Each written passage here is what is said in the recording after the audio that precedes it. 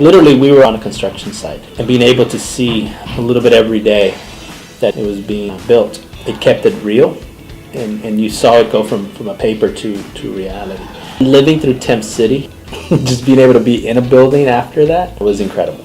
It would have been very difficult after Harvey and the impact it had in our community for them to have to come back to a temporary situation. It was amazing. I think it helped us and get the year started up and running to have an actual building to come to. Coming back and having, this weight room, the state of our weight room, kids have been in a lot, has transformed them a lot. They talk about it all the time, want to get in the weight room, something they've ever had until this year. But probably the number one is the track. Get in that track, what he did for the track program, practicing on a real track, letting kids see actual marks, come a long way this year. So once they actually see the large group areas, or they see the new open area into the foyer, they see the new security pieces, they can see why the vegetables are there now, which we didn't really necessarily have before. More than anything, it just brought everything to the forefront. It's not in the background anymore. And I think after 35 years, you just sort of fade into the background. Being able to move into the new building, we ordered furniture centered around small group instruction. So there's a lot of small group areas. I've seen it from the previous years to now,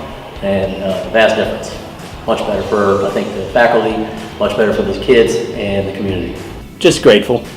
I think it's helped in so many ways for us to focus primarily on the instruction this year.